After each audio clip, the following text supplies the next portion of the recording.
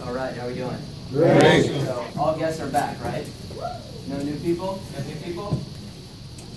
Everybody taken care of? All right. Cool. Are they doing like an interview or something? Yeah, well, Chanel's showing the video. So it's their own okay. Anything else? All right. Let's get started. I wanted to start a little late intentionally because Shaq said that a lot of people were texting, I guess, not in this area, but maybe some other area. People were coming in, the roads were great. So I want to give 10 extra minutes. But, you know, whenever I start training, I always think about what are the things that we need to hear. And normally on Saturday, I do an orientation. When I don't do it, then I come out here and I do a product training, okay? Product training right now is not going to grow our attendance. It's not going to set appointments for us. It's not going to help us grow as leaders. Really, if all we did was self-improvement in trainings, I don't think as many people would come, because when we do product training, I think it satisfies an urge that people have to learn and to get trained, when in reality, training happens in the field. Okay? You can come here all day long and come to every Thursday or Tuesday or Saturday, and you want to provide, you know, so-called value, so we do these product trainings. But in reality, Primerica is a self-improvement program, you know, and it just happens to be, you know, the product in which we bring in revenue is financial services. That's the reality of it. Because people that don't self-improve, people that, you're just never going to make it in business. Business is freaking tough, man. It really is. You know, I was in Aruba, and they were I was like, man, you guys, I was talking to the business owners there, and I said, you guys are lucky because the hurricane didn't come here. And he was like, yeah, because you know, Aruba is an island that is 15 miles, just 15 miles away from Venezuela, right? So it's right there in front of South America, and the rest of the Caribbean islands are closer to Florida and in the middle. And I said, you guys are lucky you didn't get hit. And he was talking about his friends that are business owners on the other islands, St. Martin, some of these. And he's like, yeah, man, my friend was, I mean, he's loaded. He owns a Polo Ralph Lauren store. He owns, I don't want to make stuff up, but, a Tommy Hilfiger store. Right there on the boardwalk, grade A space, all that stuff, right near the beach. Obviously, it's an island. And he goes, it just wiped them out, man. People are just out of business. And I said, yeah, but what, I mean, isn't there insurance? He goes, dude, insurance takes years for you to get the money. Then you got to rebuild. Then people don't come to the island, you know? But this isn't just a hurricane island. We hear about it all the time. There's forest fires, you know? There's things that happen in the economy. Amazon comes, Walmart comes to your town. Business is tough, little things. Even in financial services, these new regulations that, you know, the older administration wanted to pass, I don't know where it is right now, but a lot of financial advisors sold their firms because they couldn't keep up with the regulations. I mean, business is really tough, and you have to have a certain mental armor in order to deal with the ups and downs of business, because life is up and down, and business is definitely up and down. No business is just like this, right? Even right now, you look at tech stocks and stuff like that, it just seems like they're going up and up and up, or you look at Bitcoin, it's going up and up and up. Nothing in the history of time has just gone up and up and up. And there's going to be adversity at all times. What does Jim Rohn say? The world has always been a combination of what? Opportunity mixed with difficulty, right? That's what the world is. It's opportunity mixed with difficulty. So opportunity is all around us, and sometimes we take advantage of opportunity, but we don't know how to deal with the difficulty. So really, Primerica helps people self-improve. And in so-called network marketing companies, these other companies, if you wonder why they have so many people, they have a large self-improvement aspect to their business, and that's why people like to go, because they like to learn, they like to grow and stuff like that. So the point of this is as I was looking at training, I wanted to do half self-improvement, and I wanted to do half recruiting, which is the other thing that we really need to focus on. And as I was looking, I have prepared trainings, right? As I was looking through, one of these recruiting trainings that I do, this is what I present when I go speak for other people, and they ask me to go teach them how to recruit, and our organization isn't recruiting. This is the presentation that I do when I go out of town and I get in front of people and I talk about why people don't recruit and how we can recruit and just really basic things. But at the end of the day, like I was talking to someone yesterday, I don't know if she's here. She's like, I don't feel like I'm moving forward. What do I need is me to move forward? Okay? So she's supposed to be here? Yeah? Okay, so,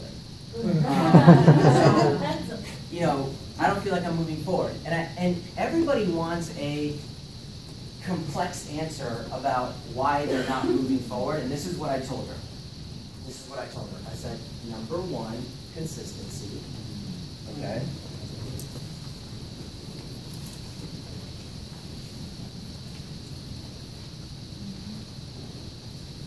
I'm not even going to write showing up because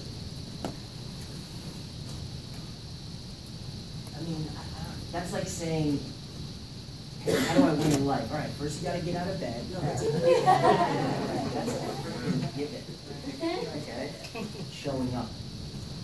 Like if you're having a conversation with me, I'm not going to say, show up. I expect that you know that part, right? But of course, consistency in all things, showing up, whatever else. This is what I said. Consistency, self-improvement,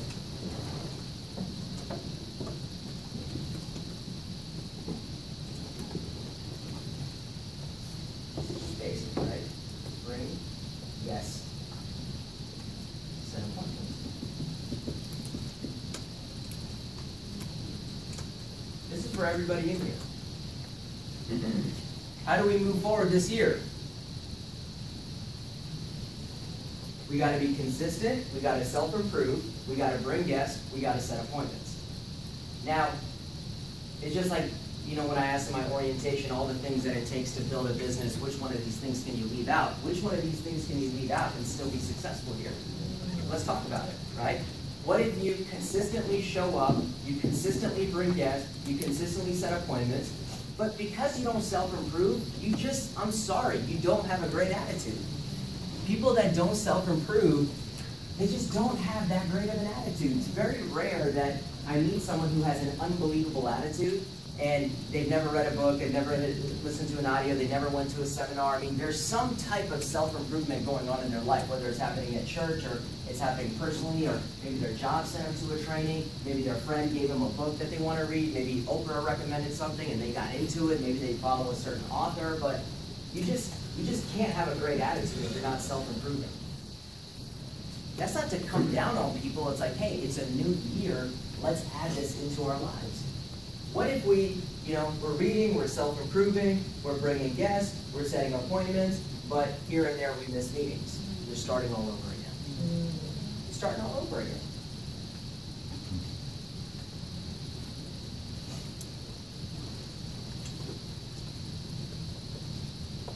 Right? Yeah, you can set appointments, you can self-improve, you can show up. If you're not bringing guests, you're not really doing the real Primerica model, right? And not everybody wants to do that, not everybody wants to be a recruiter. But a lot of times when you're not bringing guests, it's because you're off with some of these other things and you just don't want to expose yourself to other people.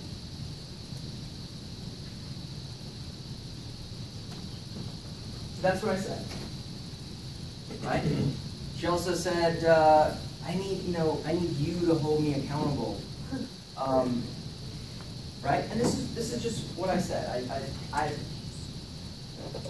Sorry, Siri. Our job is not to hold people accountable. That's not our job. You gotta be. We look for self-motivated people. Can you get yourself out of bed? Can you get yourself here on time? Can you get yourself to do the things that you need to do, right? So this is just a quote from Bill Whittle, and I'll say it to anybody to their face as well. He says what? He says, strong people want accountability, weak people need accountability. And that's okay, man. You know, as the year turns, you have to make a ruthless self-inspection of yourself.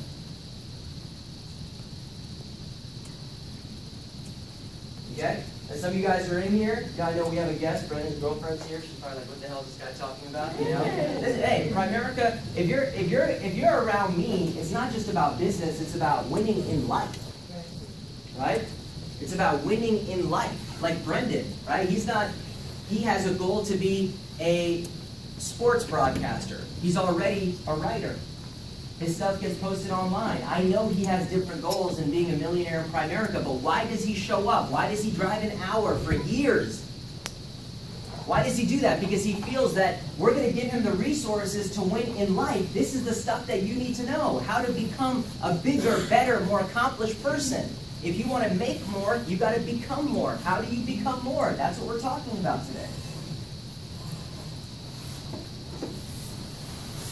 You know, as the year goes on, you got to ask yourself, what are my grades? That's what we do, right? As parents, they look at their kids' report card. They say, okay, you did good in this course, you did poor in the other. What about your report card? Right? How's our attitude? How are our daily habits? How focused are we? How much do we read? How much do we work out? How much do we prospect? How much do we practice presentations? What's your report card? Bill Whittle, every year he does, you know, from what I understood, back when I used to listen to his old audios, he used to have a meeting at the turn of every year, and you would have to grade yourself. He would go through a list of things: prospecting, interview, orientation, front-end KT, back-end KT, making phone calls, all types of things. Your insurance knowledge, your securities knowledge, your ability to bash cash value. On a scale of 1 to 10, what's your grade? I said this on Thursday night. Primerica it attracts, and it's all about people who focus on progression. We want progress. It's okay if you want to grade yourself an F right now, or a scale of 1 to 10, you're only a 1. That's fine, but we got to get to 2 and 3 and 4. But you know, you got to focus on getting better. So, I have 2 trainings that I want to go over today, and we'll start the first one with recruiting. Like I said, I go to fast start schools and I present this, and I think that it's very fundamental if you want to bring that up.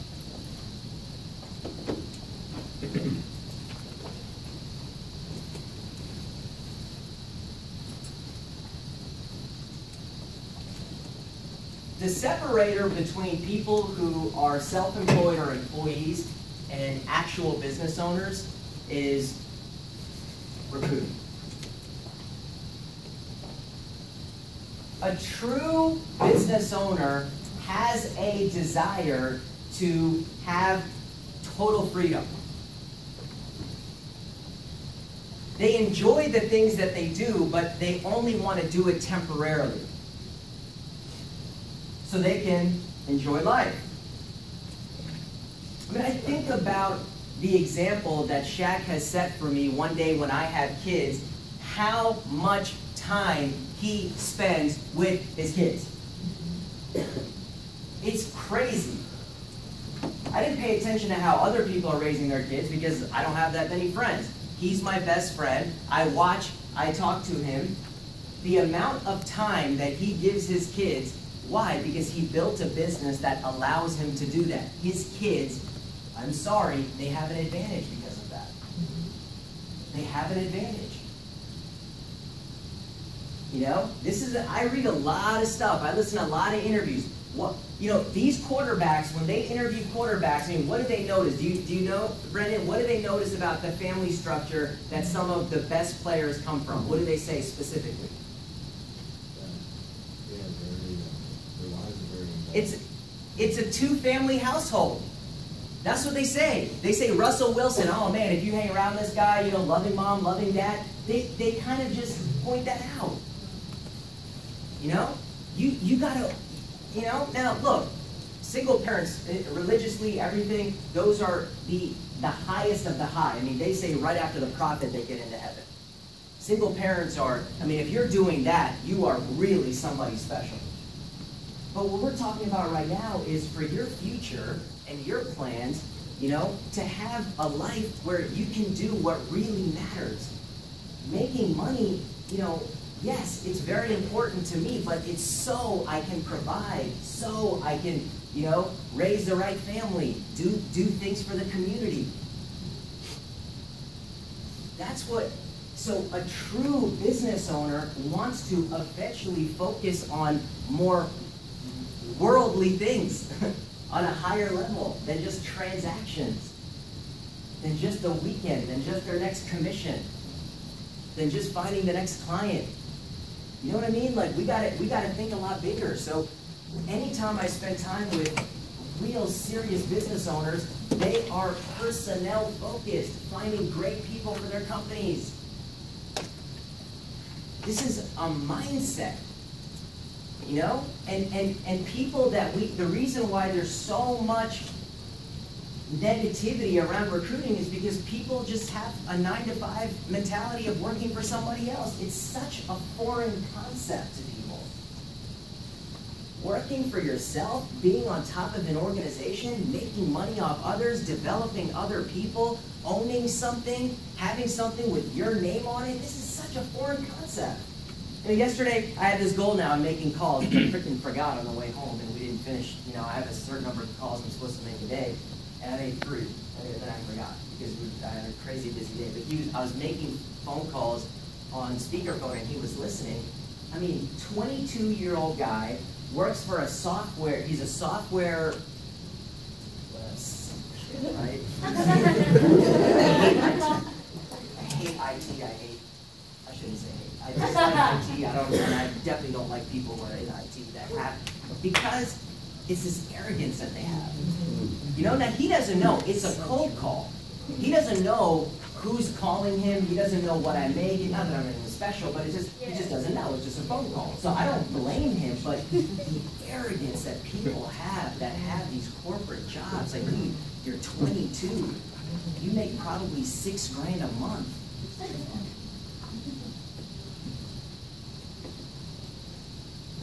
You know what I mean? Like 72 grand, that's 2 months for me. And I make it freaking part-time. Like what you make in 5 months, I made it in a transaction. Like, dude, that's, you know, but what is this? That's how they talk to us, right? Is this like sales? How do I get paid? What industry is this? No, I'm comfortable where you know. This is what we have to deal with. But once in a while, right, if you go through the numbers, and the higher numbers you go through, you find some really special people, man. Really special people. I'm having so much fun. I'm working harder, but I'm having so much fun working with Sheila. Those of you guys who are coming bowling tonight, you know, you'll get to hang out with her. The amount of credibility, the amount of leadership, the amount of influence, the amount of passion. You know, and I'm telling you this because we talk so much about the idiots that we talk to, and the quitters, you know, and the small thinkers. But Joanna, there's some people out there, dude, like they give you energy. There's 2 types of people. There's people that drain you, and then there's people that energize you. I mean, she is in operation after operation after operation and texting me in between. She set up an appointment for me to go meet with a guy and 2 referrals, which we got 2 sales from him. Okay? She goes, I'm going to be at work. Can you go? And when she asked me, that's not a question. She's basically telling me to go. Right? And I work for her, basically. That's what my job.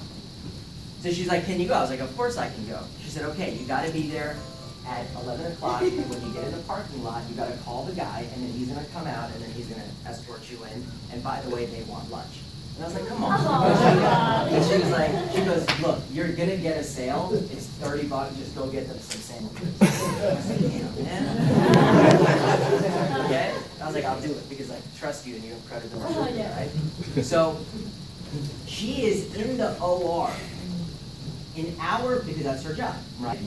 Not that she's getting operated on. So that's her job. So at 10 a.m., think about this, Shay. Think about so at 10 a.m., she goes, did you get the lunch? because it's a half an hour drive to go to Arlington, so she's calling me at 10. I was like, I'm on my way. Okay? 10:15, did you get it? Yes. Okay? 10:30, what's your ETA? Okay? I was like, you told me to be there at 11, I'll be there at 11. At 11 o'clock, are you there? Yes. Did you call him? Yeah. Right? Then I get in. She's monitoring the appointment. Wow. Then afterwards, what's he saying? Why not? Don't leave yet. You can, I mean, the amount of responsibility is, I don't even know what to tell you how much of a pleasure it is to work with somebody like this. And it's not just like, I mean, she will work, Matt, she'll get to work at 7. She will work, nurses work 12-hour shifts. She will work until 7 on her feet the whole day, doing all types of surgeries and all this stuff, dealing with doctors, dealing with their egos.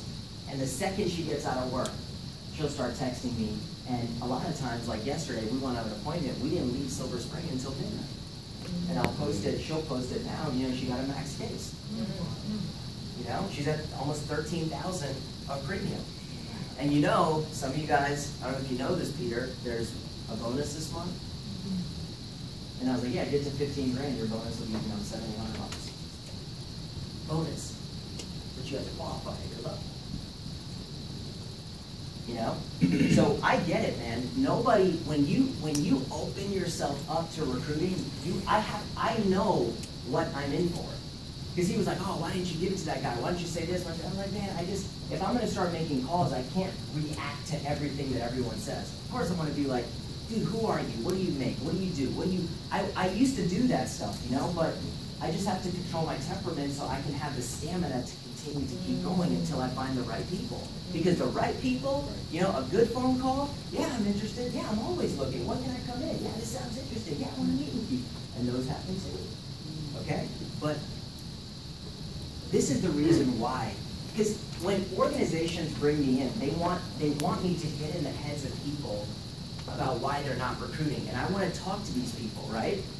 People are image conscious.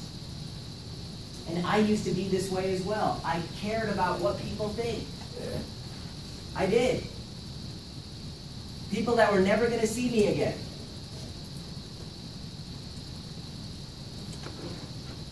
I was texting Diana. You see that, man? She had 24, she was #1, she broke a record. She had 24 licenses last month. Literally, she's doing what we're doing in 6 months, she's doing it in 1 month for licensing. It's unbelievable. And I was asking her, she was asking when I'm going to come down and we're going to hang out, and I would just really want to pick her brain. And I was asking her, I was like, have you been to this one restaurant? She goes, yeah, I've been there. She goes, that's just a place to be seen. Okay? That's the life that most people are living, right? You just want to be seen. What do you think social media is? It's to be seen.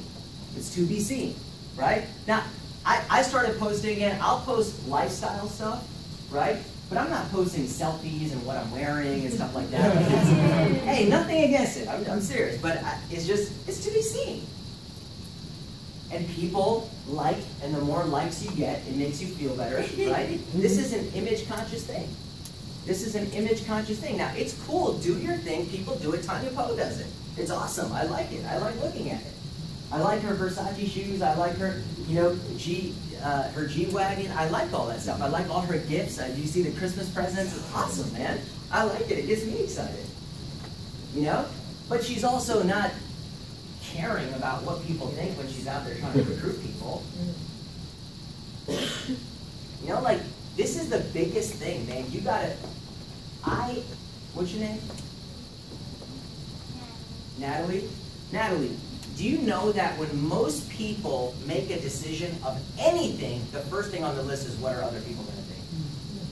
What profession you're gonna choose, what you're gonna wear, what you drive, what school you're gonna go to, where you're gonna live, right? A lot of times even, who you're gonna marry. People don't marry who they want to marry. They're like my parents or my family or people or this or that. They don't want to do, why do so many people, okay. So,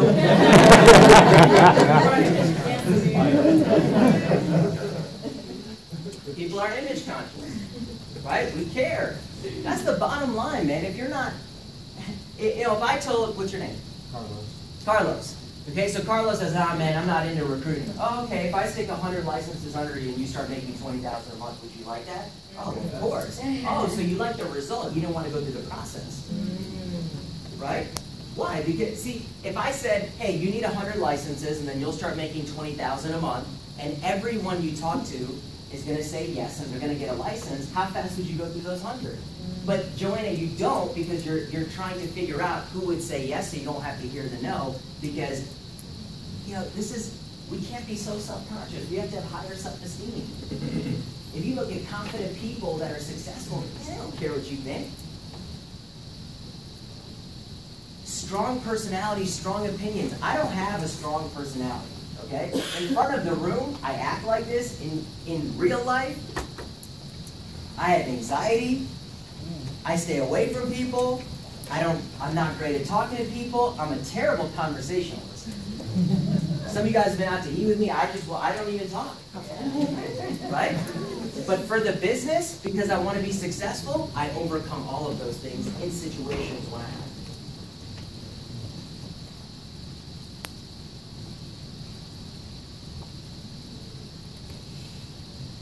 You know? We just gotta get over this, man. This year going forward, I don't care what you think. People are attracted, but so what I was saying, back to what I forgot I was saying, so when it comes to Primerica, I have strong opinions. Not much else, right? Politics, I like to listen to both sides. Sports, you know, I'm a bandwagon. Who's good? I'll follow you. I like to hear other people argue about it. You know, I don't jump in and say, you know, I don't have. And pretty much everything I say is copied from something else I've heard, someone else that said it. You know, but when it comes to Primerica, I have strong opinions. I have very strong opinions about business ownership. You know, that's something I'll confront you about. It's something I'll talk to you about. It's something I'll argue with you about. And people, believe it or not, they're attracted to people that have strong opinions. You know? So when you go out there and you talk to people, people are going to try to impose their beliefs, their opinions on you, and your job is to give it right back. And who's going to win? That's what prospecting and recruiting is. And I was like this wave, guys, real money, like having money, making money, it wasn't that long ago, man. I wasn't making money in the beginning. I wasn't getting the kind of training that you guys are getting. I didn't have that production focus that we try to give you guys right now, where people like Sophia can come in and make 100 in a year and a half and all that. A year and a half, I was doing diapers in Primerica. You know, so this is how I acted and what I did right from the beginning. Okay? So we got to get over that. Always ask yourself, this is for new people, right? Always ask yourself, do they have what you want? Sometimes you're scared to say now the corporate person, ooh, they make 100 grand, right? And you're laughing, but it's true, Jenny. Maybe even with you. Right? What are we so worried about? Do they have, do you want their 100,000 corporate job? No. Anybody in here could do that. Anybody in here could have a 100 grand corporate job in Northern Virginia. Do they have they don't have what you want, right? There's nothing to be scared of. It doesn't matter what they think. Recruiting is taboo. I kind of talked about that already. This is something I talk openly about. I get it. People think recruiting is weird. People think recruiting is associated with a pyramid. People think recruiting is, it's multi-level marketing. And in some cases, it is for some companies. I met a guy on a plane. What was that doing?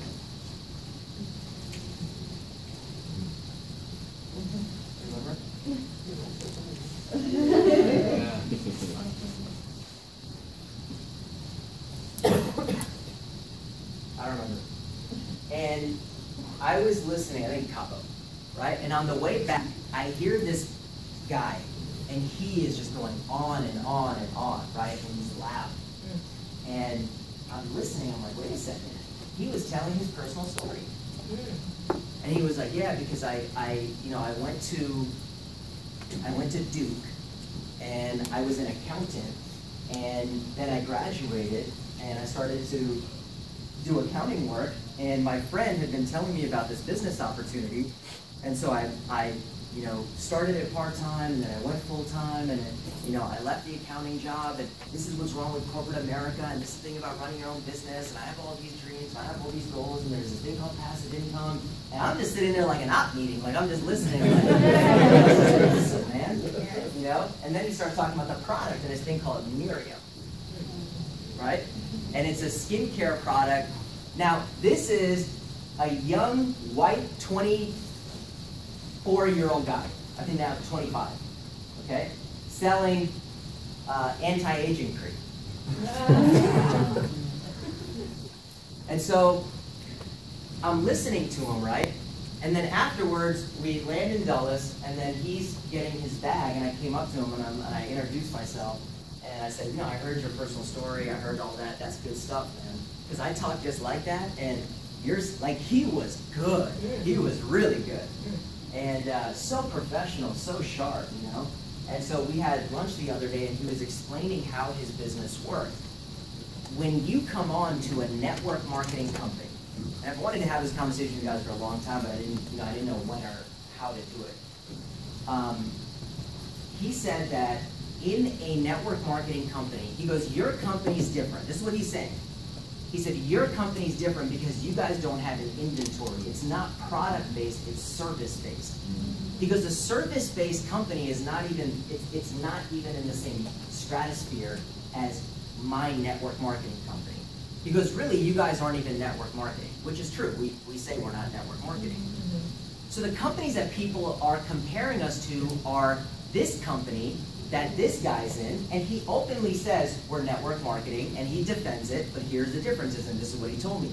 He said, you have to have a certain amount of inventory, and you have to buy a certain amount of things for yourself in order to get the points to bonus off of your team.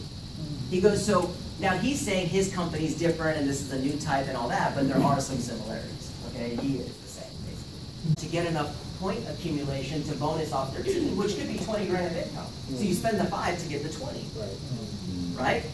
But all of that, all the product is coming from hiring people, getting them to get their own inventory, and you say, hey, if you want to get a bonus, you have to keep buying stuff. They're spending so much money, and you're just buying your promotions to get to the next level. And he said people are pawning off their wedding rings, engagement rings, and jewelry, and whatever they need to do to meet that next month, right, Richard? So that they can get promoted and get to the next level. And this is what he said.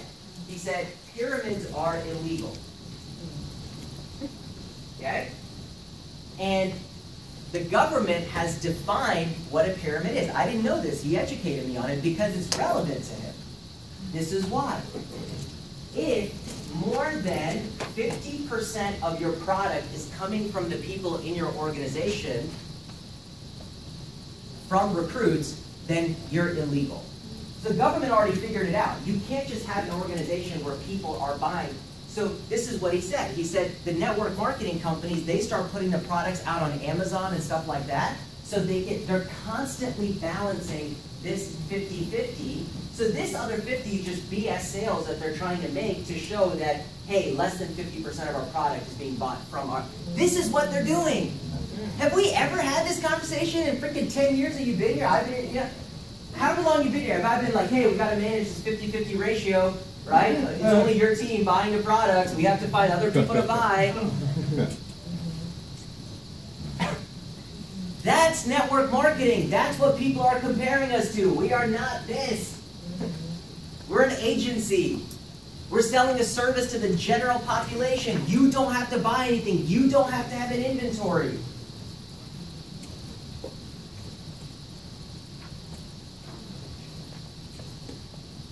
And I was asking him, what's your percentage? And he was like, I don't know, I'm well below. I'm low 40s.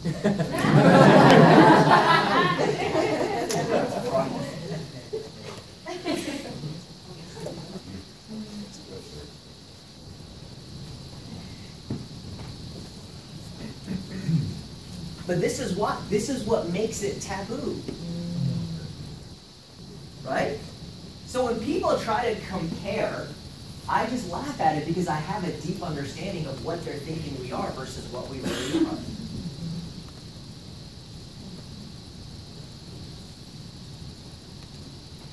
It's a lack of patience. And most new recruiters exemplify this, especially the good ones.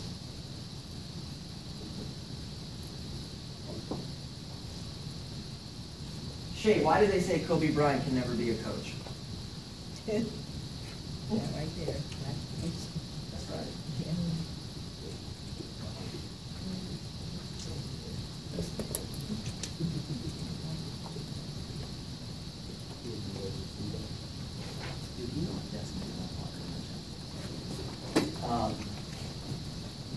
See, Kobe Bryant is so talented. He's so intense.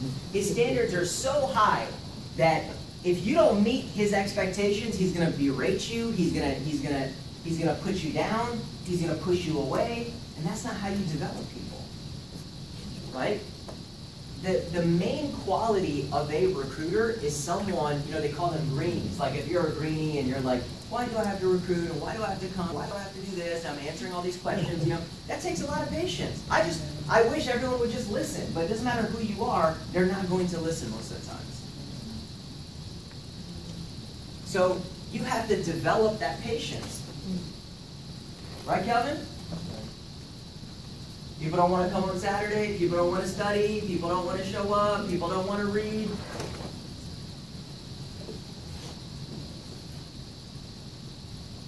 Is patience something just for business or something you should develop in life? Life, man. I was telling someone the other day, the best part about getting older for me is emotional intelligence. Because I spend a lot of time with Josh, I talk to him, and the things that make him mad, and the way he reacts, and the things that kind of get him up in arms, and the things that, throw him off, I was exactly like that. I remember those days.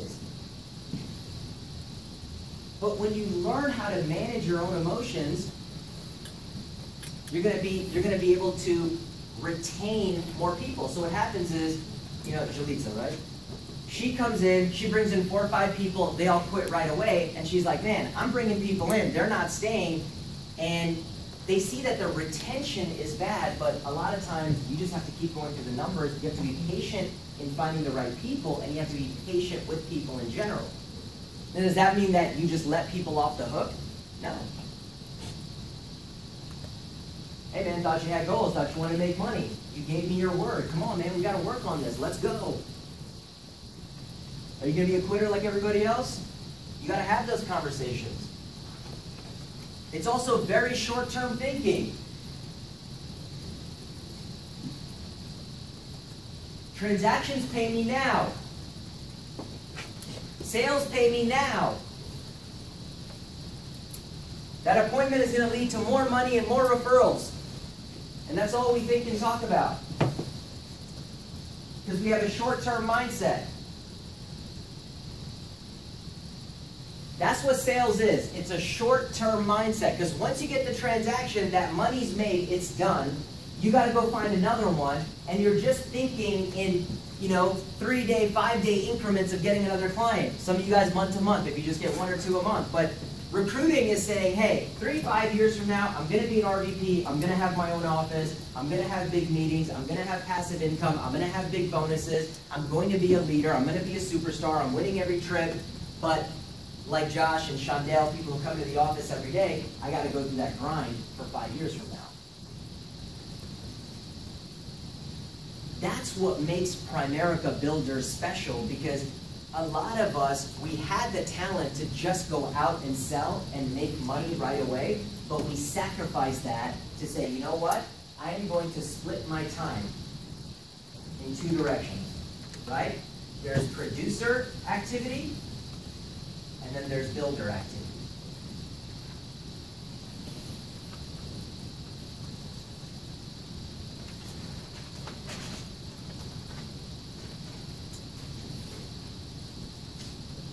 Now, what you do how you divide up this time is going to determine where you are next year. This is very important going forward, Peter.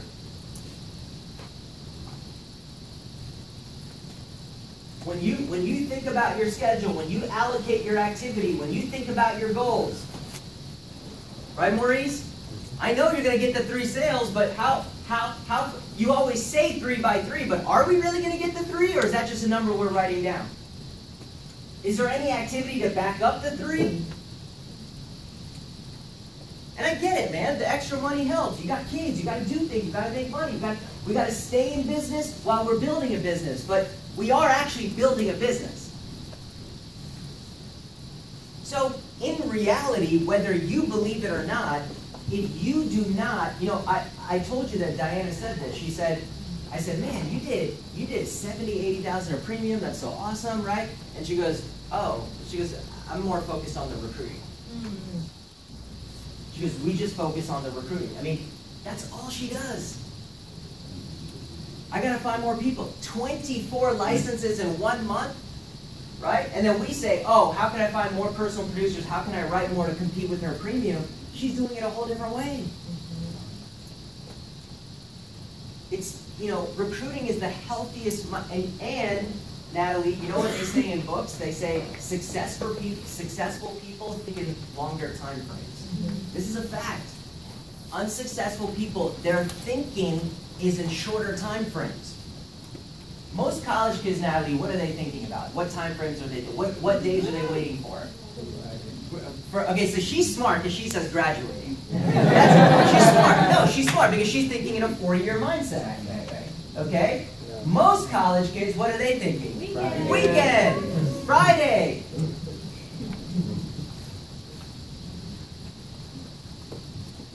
Nowadays, weekends are starting what day? Thursday. Thursday, Friday, Saturday, Sunday. It's like 4-day weekend. Right? So successful people think in longer time frames. Someone who gets a college degree, I know we have our opinions about college, but why is college valued? Let's have a serious conversation. What is college good for? It shows what? Determination. Right? Persistence, discipline. Okay? It shows that, and this is the big thing that it shows that you can start and complete something. And people value that. Right? We value that. I mean, look, I think sometimes college people are a little bit arrogant. I think they have a sense of entitlement. I think they're in a fantasy world about what that degree is actually going to help them accomplish versus what they really need to do to get to where they want to go. But at the end of the day, they do have better habits than just an average person who didn't go, right? So someone may say, oh, screw college, whatever, right? So if Josh says, screw college, I don't want to go to college, but he couldn't get out of bed in the morning and he couldn't, make his calls and he couldn't be disciplined, he couldn't stick to a schedule, he actually needs college. So college, some people do need college.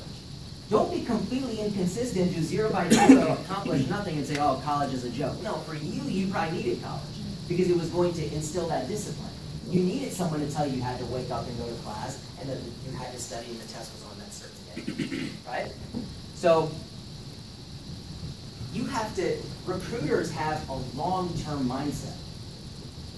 So if I say, hey, I'm going to start making these recruiting calls every single day, okay, now I expect to get a recruit here and there, but when do I really expect it to steamroll and say, hey, I have 20 new directs in a meeting? Yeah, it's going to be 6 months, man. And then that is what? A couple of years from now, it's going to materialize. Small goals. How big can your goals be if you don't have a team? I'm just talking about Primerica. How big? If you have no team, what can you write down on those on that goal card on a daily basis in your daily planner for your monthly goals? How big can it? They're always personal goals. You're not going to do, 10 by 10 personal every single month. You can do 10,000, but you're not going to do 10 by 10 personal. You're not going to get 10 directs a month consistently. You're definitely never going to be able to write down 20 by 20. You're never going to be an RVP. I mean, they're just small goals, man. They're goals that are only going to impact you and your life and maybe a little bit just your financial situation. When I recruit, I can set bigger goals. I can say, man, I'll do 30 by 30. I'm going to get this many people licensed. I'm going to get a $5,000 bonus. I can donate $5,000 to $1,000 a month.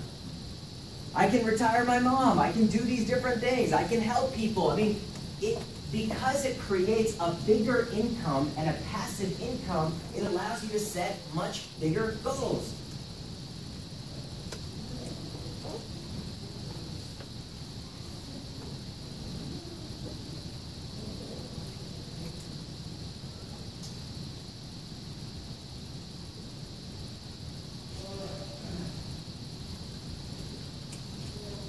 Small goals is a problem, man. We talked about that on Thursday. For those of you guys, who missed that meeting, we talked about on Thursday, small goals is a sickness. Because you're never going to be willing to pay a price. Because the price is always going to be bigger than your small goal, so why would you pay it? Right? If I don't see value in a $100,000 car, why would I pay $100,000 for it? I have to see value in it.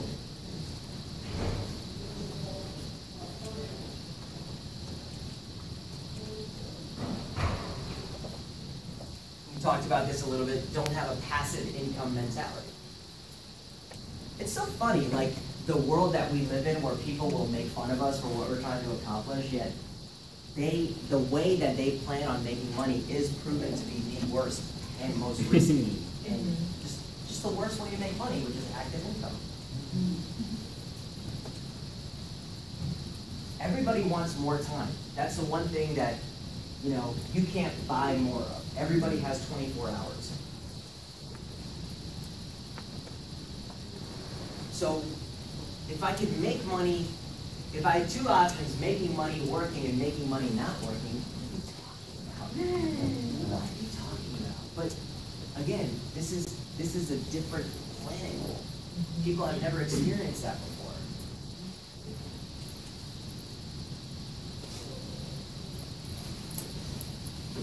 What if you're at the nicest restaurant you've ever been to and you know that bill is going to be, $250, and then you get 3 emails of people who wrote a sale and you made $1,500? What does that make your dinner cost look like? That's the life that you want to have.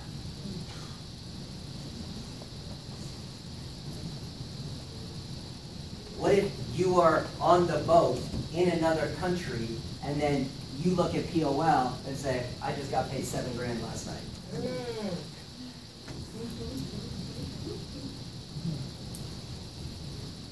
This is a mindset.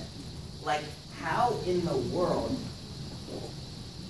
you guys know Anisha, she opened up a restaurant, right? So her and her mom, they own 4 Subways. They have a huge real estate firm. And they have all these different things going on. Huge real estate portfolio, passive income, all that. And every time I talk to her mom, which is multiple times a week, it's like, because she's not a builder, she's not like a Bruce, but the income it's right up there, right? So she has that rich, wealthy business mindset, but she's not Bruce because he did it through developing people. It's very different making money transactioning versus developing people, because you just have to have different characteristics. So I do have to say that, right? But she's very successful. And so Anisha opens this business and she has partners and they rotate. Okay? Now they've been open now for 6-7 months and she's required to work 2 full days at the restaurant. And her mom is beside herself that she's doing this. She's like, of all the businesses, I have never worked in the business. Because I cannot believe that they haven't found people and that she is wasting her time doing this. This is $10 an hour. She's showing up to work 2 days a week. It's such a waste of time. There's not one time I talk to her where she doesn't bring that up. And she goes, for the Subways, I found good people. They've been with us for years. She needs to learn how to do this. And she's like, maybe I'll just find her a couple people so she doesn't have to work there anymore. This is, it's such a different mindset. We're looking to work. right? They're looking for ways not to work. You guys, hopefully get the chance to meet her. You can talk to her if she shows up here and there, but it's like her day consists of waking up whenever the hell she wants, usually at 11 o'clock. She goes to Starbucks, she walks around Tyson's too, buys whatever she wants, and she waits for her friends to come to happy hour. She goes to happy hour at 5, and then she comes home after. That is her life, making $50,000, $100,000 a month. That's just the passive income on top of what all the other businesses make. This is how rich, successful people think. How can I train and develop people to do things so I don't have to do it? Does that sound bad to you? If it does, you have a middle income mindset. We have to change that.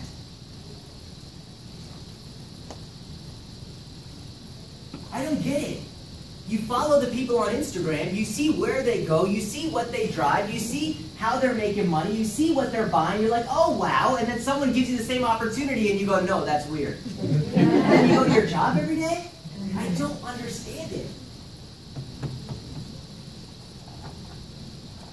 When you don't recruit, you don't have the passive income mentality.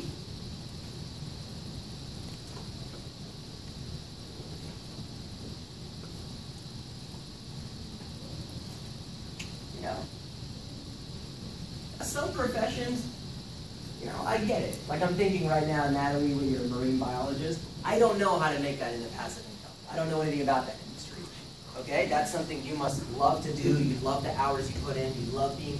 That's cool, man. Where you live, Florida. It's all of that is awesome. I don't know how you do that as a sports broadcaster, but me for my life, the things that I enjoy doing, I want to be able to do it in a way where I can still enjoy and have time and not have to think about getting back to work or getting up in the morning or being certain places or things like that. So.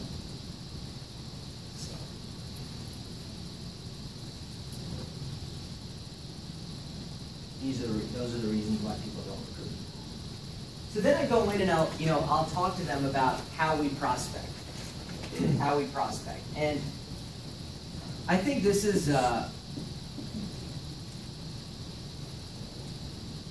like Sheila knows so many people that I don't think she has to be a cold prospector, like going out and intentionally talking to people. But I've been to mall with her. We hang out, we do things, And she watches me prospect, and I was like, you just have to get in the habit of doing this because you never know who you're talking to.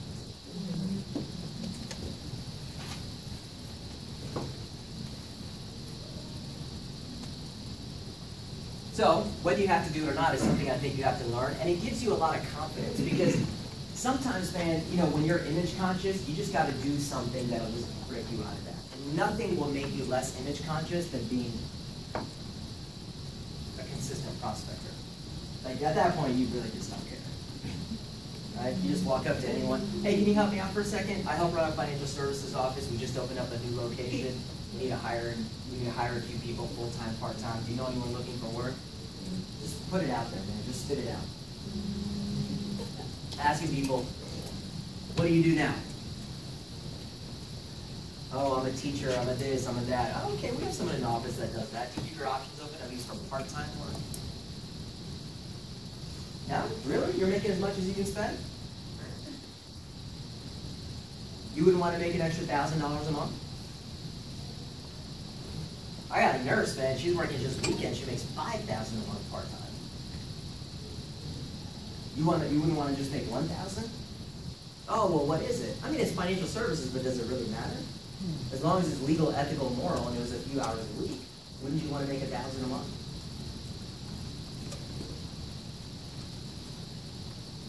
The more you do it, the more confidence you get, the more you'll be able to talk about this. You'll have an attitude when you're prospecting. People respond to people that are confident and have an attitude.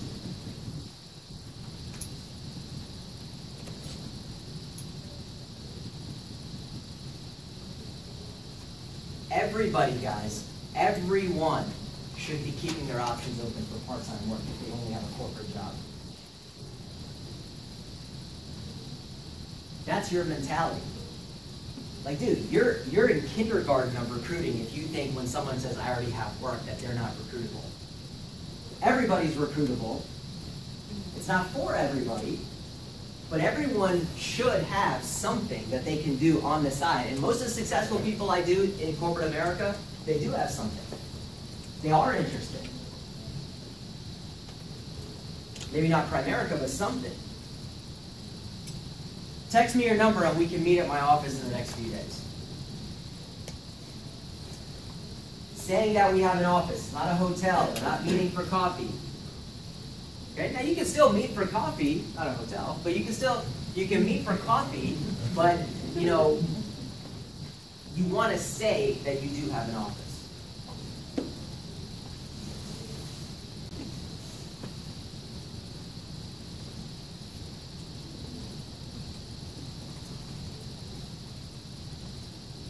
Who has questions about this approach? What office do you use? Just from here? Yeah. Okay. Who do you work with? You guys have a weekly office, right? We're looking for office space right now. Okay. So she'll have office. Are you in Maryland? Yes. Okay. So that's a good question. If you don't have an office, then maybe you come here, you know. But you do have an office. This is your home base. So, well, the office that I work out of right now is in Herndon. Ooh, Herndon. Oh, but we can meet locally here, but at least I know you have an office.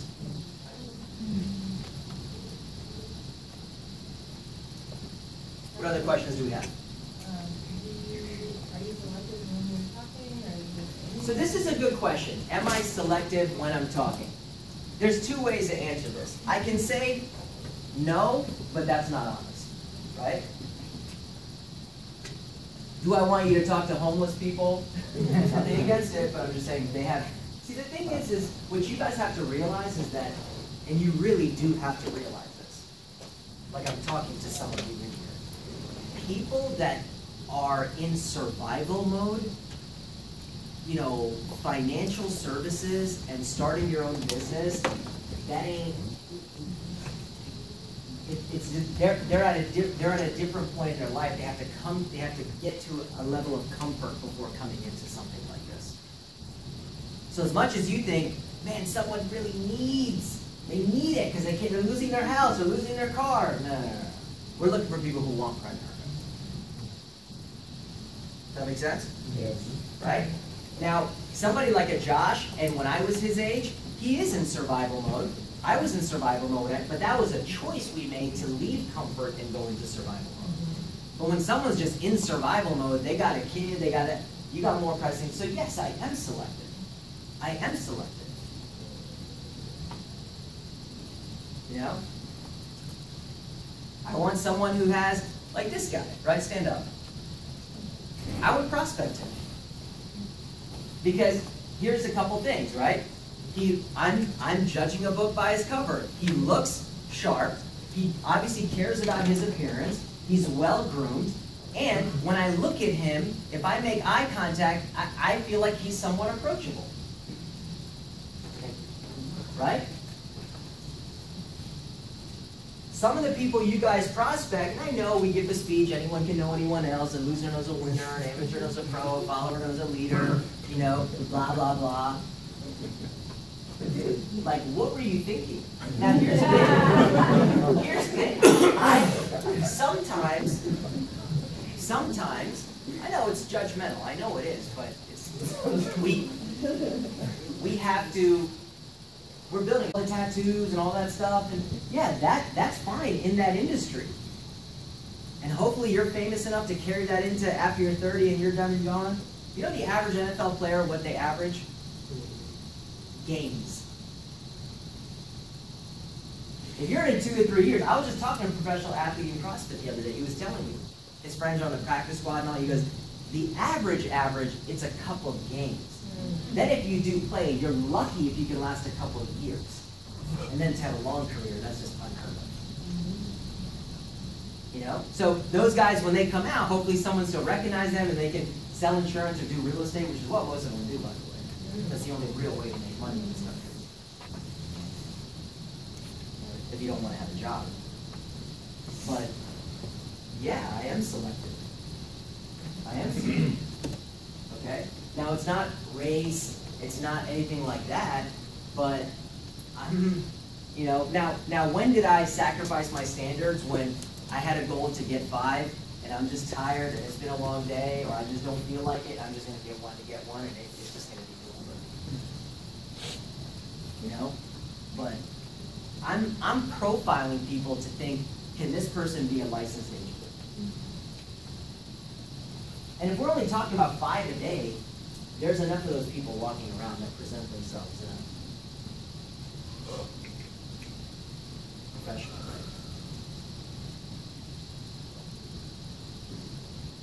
What other questions? That's a good one. Prospect. You have more? Yeah. We always in something setting. So this is a good question too. Where do you go? I mean, if I'm cold prospecting, first of all, now I just do it as I go. I'm not going out to prospect. If you're going out to talk to people and prospect, any high traffic area, not cars. Lots of people.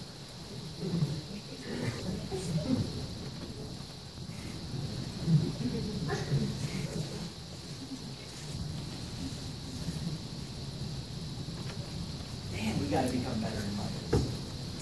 Just inviting. Come and see. Come and listen. I don't care what you think, I just want you to come. How many people are we inviting? It's not even about the words, it's a decision. I'm going to be an inviter. I'm going to have people come. I'm going to have people see. I'm going to have people check it out. I just started working with a financial services company. They're looking for people. It may not be for you. I mean, literally, when we put this in here, you let them off the hook. If you're not saying this, you're just not working. You don't want to be a recruiter. You're telling them it's probably not for you. There's no argument there.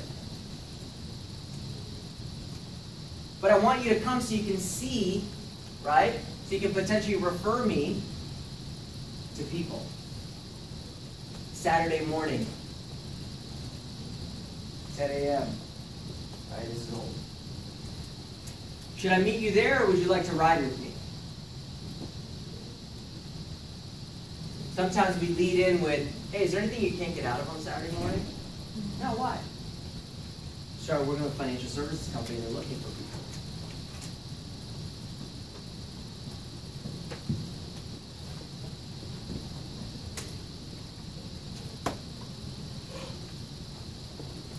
If you want to grow a meeting, Shondell, what did I tell you? How many invites you got to have?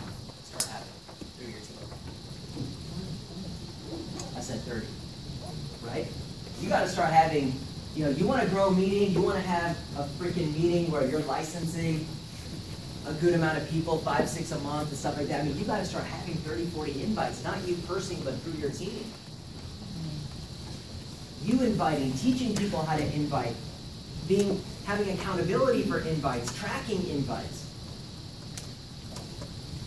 If you're not tracking something, the ability for that to grow it's impossible. Things don't happen on accident. Growth is forced. You have to track it. You have to monitor it. You have to look at it. Man, it's crazy to think that we got, successful and make a lot of money because we just became really good inviters. These couple sentences that I showed you in the last one and this one have led me to the success that I have. Even Sheila, she's been my client for 11 years. It was an 18-year-old kid that I prospected at Home Depot.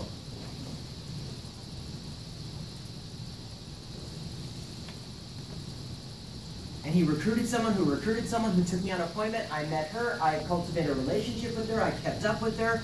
I serviced their accounts. And 11 years later, she's here because of a couple sentences.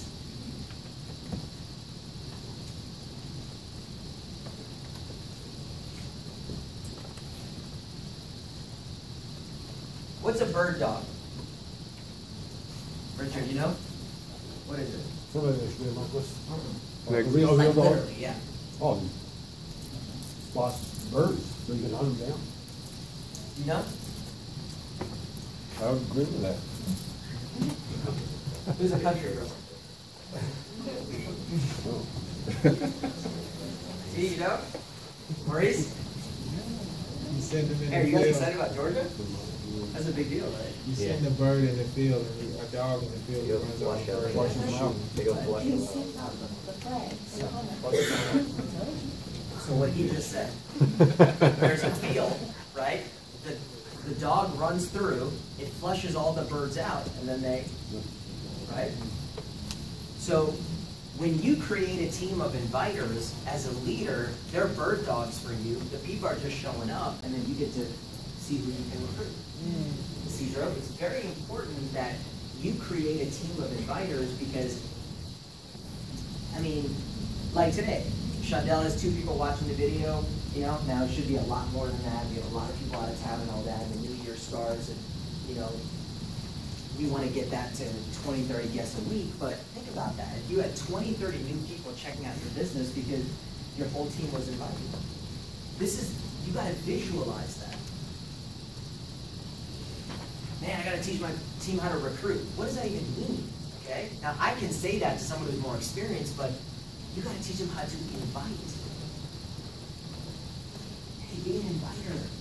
Tell them it's not for you. They're just coming, right? I teach people that if you ask someone, what's the difference between this and asking someone for a ride to the airport? It's just a favor. Not asking for a commitment. It's the same amount of time, right? A couple hours. Just a favor. Now the way that, is what I teach organizations, the way that they're going to respond, they may respond to a different question. What's your name? Pavel. Paco? Pavel. Pa- Yeah. Pavel? Yeah. Pavel. Sure. Take it. Huh? It's called pocket. This is exactly. No, I want to say it right, like you, okay? So,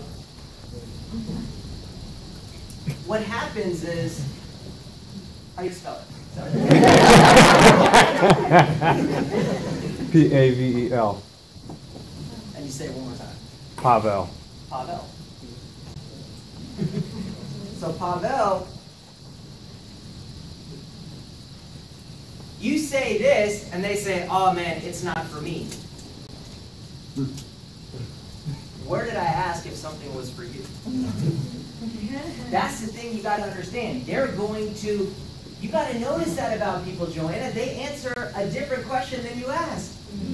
Hey, I'm looking for training. I just need some referrals. My trainer wants to come over. He wants to show you what I do. You know? Oh no, we already have a financial advisor. What? That's not even what I asked. Right?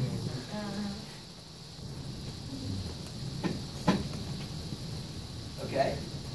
So, you got to keep, hey, Pablo, I don't think that, you heard what I said. I just need a favor, start working with a company. I just want you to come check it out, right? Just sit through the meeting, be respectful, maybe take a couple notes of people that, it's going to be a good meeting. I promise you're going to learn something, but again, it's a favor to me. Can you do me that favor? You already said, there's nothing you can't get out of on Saturday morning.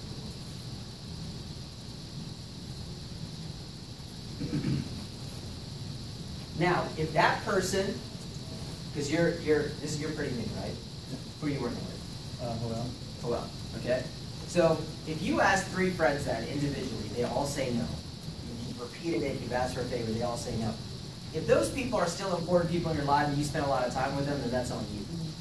Right? That's on you. You're hanging around people that are not supportive or not advocates, it's going to be very hard for you to be successful. I mean, I'm extreme with this to the point to where because my sister doesn't support my business, because she won't be my client, even her, she just got married 2 years ago, her husband's like, why are we your clients? I have 401ks, I want life insurance, but I don't know, man, your sister's just like, we're not going to do it. Even he's puzzled by it. And it's weird because I finally have nieces and nephews and it's so cool. I love babies, I love hanging out with them, I love those kids, but it's like there's always going to be a little distance between here because of that. And some people, that's why they say, don't do business with family, but I'm sorry, I want to do business with, and that's the way I'm going to live my life.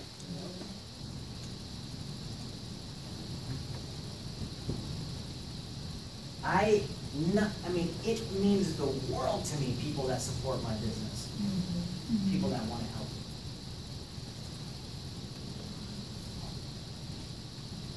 And business is already hard enough, and life is already hard enough, and I'm not going to surround myself with people who don't believe in what I do and aren't willing to help me.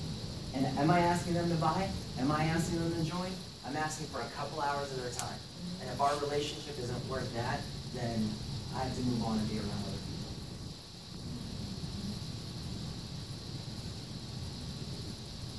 So we got to get serious about inviting. Someone called me the other day, and she said, tell me, what do I need to change? What do I need to do? And I said, you've made a lot of changes, and I'm impressed by the growth that you've had over the last year. But if you're asking me what you really need to do to get to the next level, you still care about what people think. And she goes, no, I've gotten better. And I said, I haven't met any of your friends. That shows me that you care about what they think.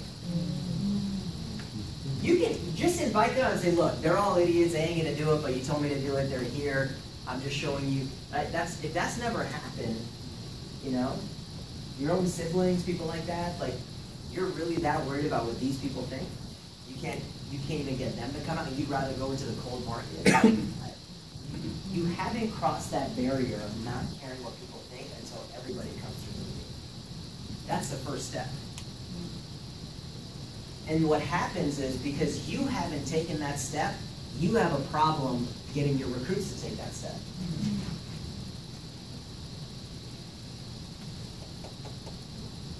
Right? Hey man, anybody and everyone, tell them it's not for them. We just want to sit in the meeting. Just have to get in the habit of getting yes. Maybe they'll become an advocate. Maybe they'll have a referral for you. Maybe they actually do want to do it. But either way, you got to do it. But if you didn't do it, it's hard.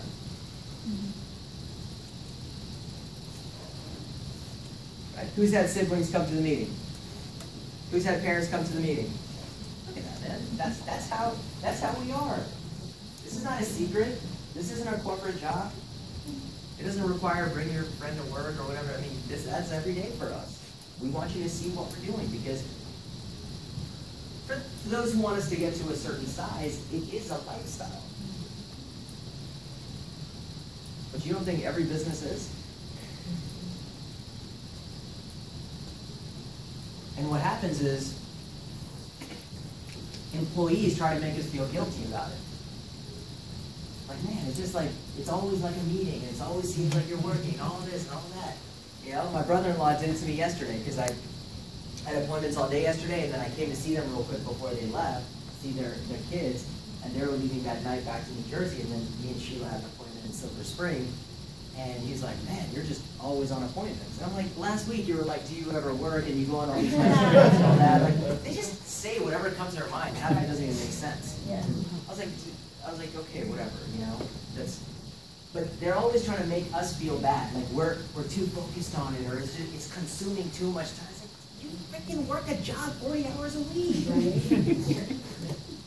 Hey, you drive in traffic.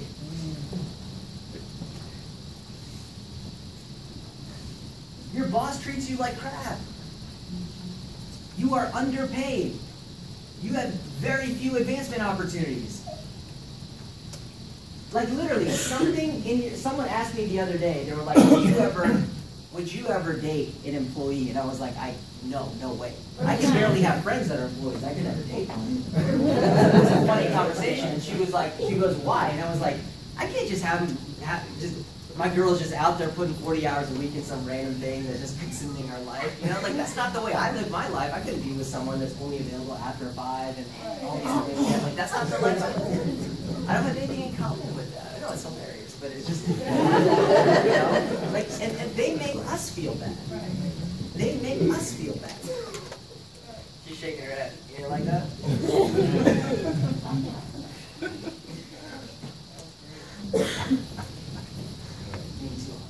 He's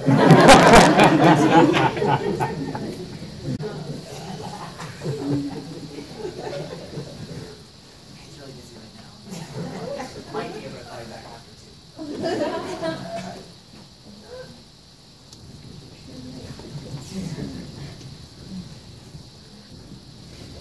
It's amazing, man. It's like you know, oh, it's completely normal. I have a 40-hour job, and sometimes call me on weekends, and sometimes I'm on call, and sometimes, you know, I gotta work a mandatory Saturday, sometimes I gotta work mandatory overtime, sometimes the executives are coming, and I go to the, you know, that's all normal. All over the holidays. People say, oh, where's this person at the dinner? I know what goes on at holiday parties or dinners, and it's like, oh, no, today he has to work, he'll be here tomorrow. Okay, but if it's Primerica, oh, they're always at those meetings. Right? Why don't we actually listen to what's going on in the world? Because we care. We care what they think. If it's a job, oh, it's a job. Oh no, Cedar has a job. You know, nobody here would do it. Because I was thinking about that, because Sheila's a nurse and she has people in town. And I was like, so you have these people in town from California, from Arizona. I mean, when are they expecting to see her? After 7 o'clock. Right.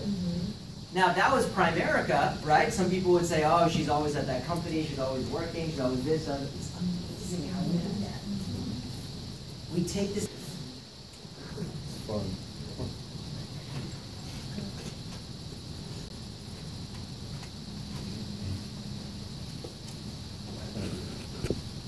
Where's Rebecca? Huh? You're not feeling well.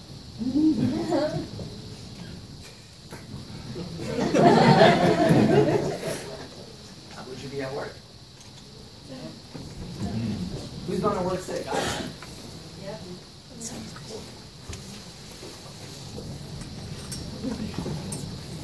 I know you're watching.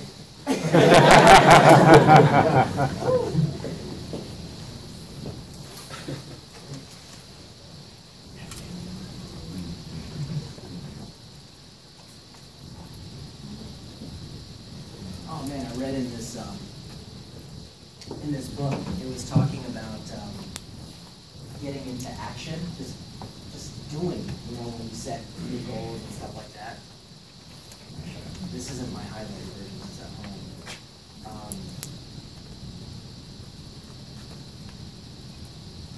What's the name of that book?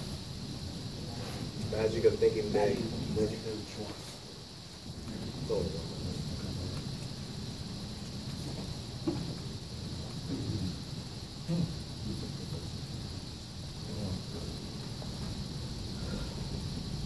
It's talking about how when you set a new goal or a new activity, that most successful people, what they do is they, I'm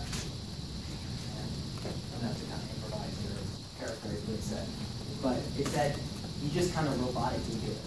So a guy was like, you know, in sales, we knock on doors, I just ignore all my feelings, first thing, I just walk up to that door, I spit the words out. That's how we have to go into this new year. Because any time you start a new habit, your body's going to resist, your mind's going to resist. On a technical level, your central nervous system is going to resist. And that's why you get that feeling like, that's your nerves doing that, you know? We just got to go out and freaking do it. We got to just go out and prospect, we got to spit the words out, we got to build these habits, we just got to ask the question. So he said it's just an automated, robotic thing in the beginning when you're trying to build a habit. I mean, ask people the question, man. If you found something flexible, would you consider working part-time? See, when you become a good question asker, like let's analyze this question. If I just said, hey, would you consider something part-time? They would say, I already have a job, or I don't have a lot of time, you know, because they're thinking 9 to 5, or, you know, evenings 4 to 7, or whatever people think in their mind. But so if you ask up front, you're already kind of answering the question. Right? That's why the next one will be, if the money were right, would you consider a change? If you say, hey, would you consider a career change? I don't know, it depends. That's why you say, if the money were right. It's an easier yes. If you found something flexible, would you consider something part-time? Write this down, man, use it.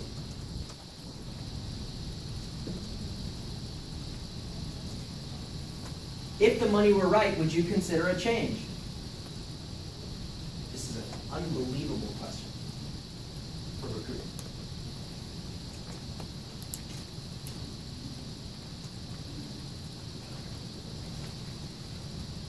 Hey, are you planning on retiring with this company?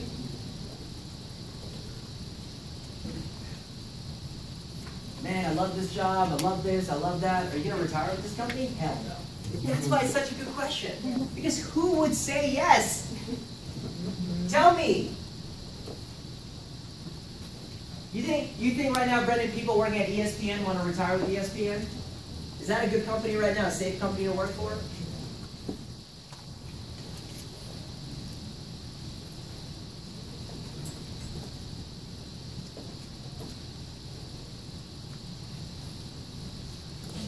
Hey, how long you worked here? Oh, I've been here 3 years. Do you love it? That's a great question. Most people say, hell no. Some people do say, yeah. Then this is a good question to ask. Oh, so you're going to retire with this company? Oh, no. Well, if you were to leave, what things would motivate you to leave? You're getting them to say it. Oh, well, actually, if you're looking for advancement, if you're looking for ownership, if you're looking for management, if you're looking for more money,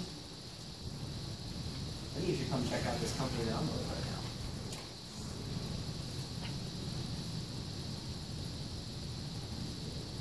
So after you ask those questions, what's the next thing that you say? Just go right to the prospecting, or? Then I say, well, where am I? I mean, if I'm just prospecting them and I say that, and they say, okay, they give me a head nod, I say, text me your number, man. Obviously, this isn't the right setting. I want to give you some more information. Text me your number. So I'm waiting for them. They give me the number so that I can text them, and then I say, what's your availability usually? When will you be able to answer my call? Because I know you're busy too. And then they tell me, and then I get that, and I'm going to call them at that time. There's so many good people out there. Right? How many people are you walking around on a daily basis? A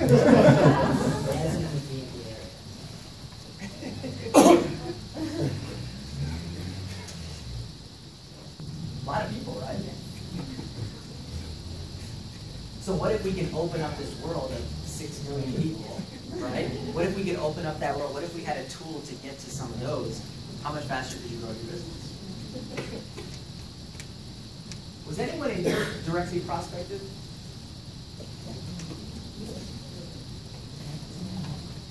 You were? Yeah. Where? My mom's restaurant. Who else? Where? No, On you the were a phone, call. showed them. Yeah, you were a call. Okay, like face to face. I should have clarified. Face to face. Where? At a party. Yeah. Right? Where? Work. At your job. At the mall. At the mall. Coffee shop. Coffee. Cashier at a giant. Starbucks. Shoe store. Dog fair. CVS at 1:30 in the morning.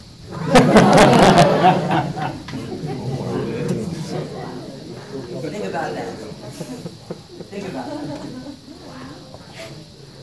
And how happy are you? You know, now you have another profession on that, but I mean, has it helped you personally? Has it helped, you know?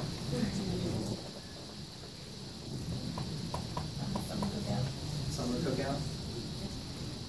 Right?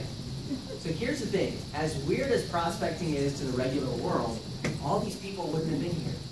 You know? And if you're here on a snowy Saturday morning, cold as hell outside, you know, holidays, day before New Year's Eve or whatever, obviously you're motivated, you see value in this. We can't be selfish and not offer this opportunity to people. It's changing people's lives. So Natalie hears me say that, like, oh, we're changing people's lives, and sometimes people think that sounds corny, but if I change your mindset, if I change your attitude, if I help you change your income, if I help you change your friends, if I help you change your outlook, right? I think your life changed.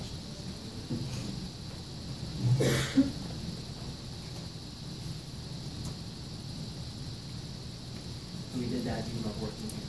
These are icebreaker questions. Here's the thing. You know, you have to put yourself in a position of, and this is a strong word, but confrontation. It's not a confrontation, but you got to put yourself in front of the person, man, if you ever want to learn how to become good.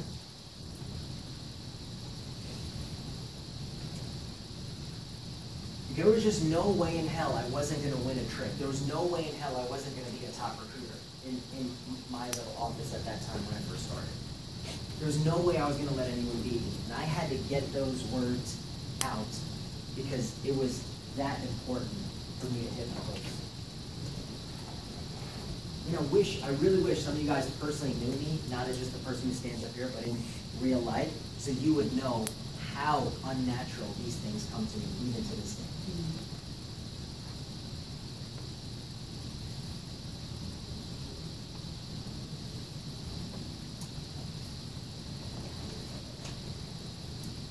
How much would you have to make to live your ideal lifestyle? Like, dude, you want to recruit good people or you just want to become a recruiter, you have to start to dig in with people. You know, especially like in an interview or when you actually, it's not just a prospect, you don't ask prospects this, but these are just questions. I mean, really, like questions that'll make you reassess your whole life.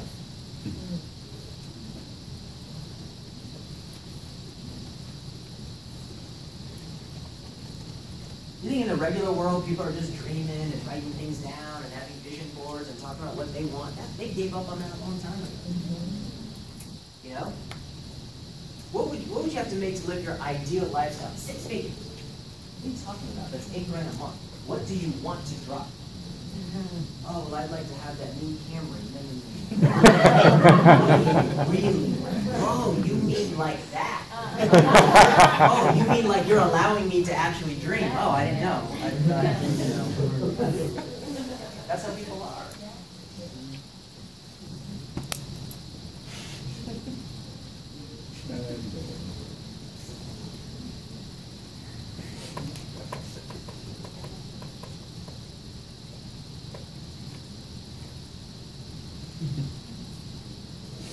I mean, really, how much would it cost? Go through it with people. Ask them.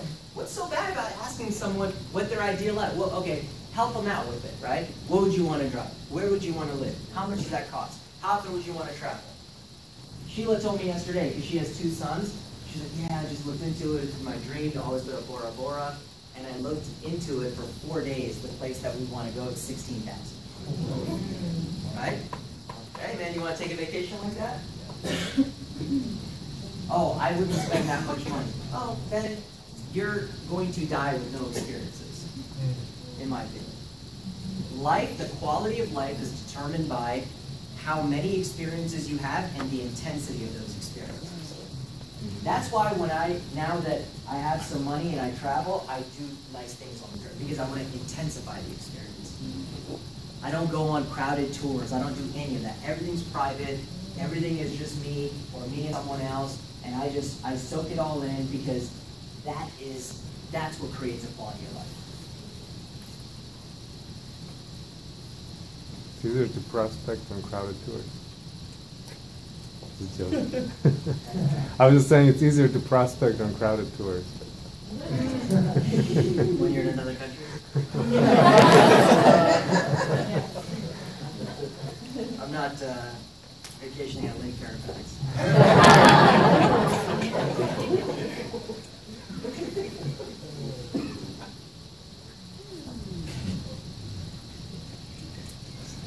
But yeah, I get it. Can't isolate yourself if you want to prospect. Right? So what's that ideal life? Some of you guys need to think that. What kind of car? I'm thinking on you because you're not smiling. What kind of car would you want? Huh? A sport car? Name one.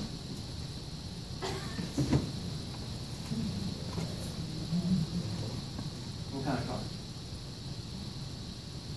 Are you into cars? Yeah, it's nice. Which one? What's important to you? For gold. You were here Thursday night, right? No? Okay. So when you think of spiritual goals, financial goals, business goals, family goals, physical goals, like your physical appearance, health and all that, I mean, of those, which is important to you? Health and family? fitness.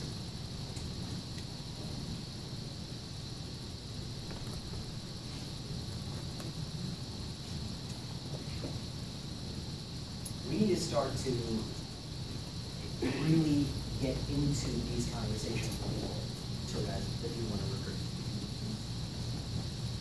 Okay?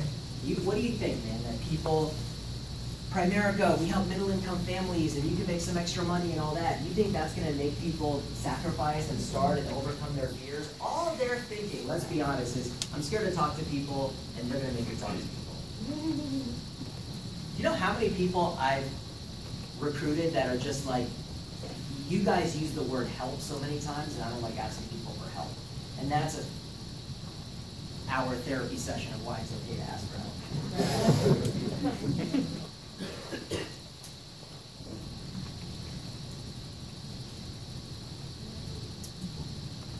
You know?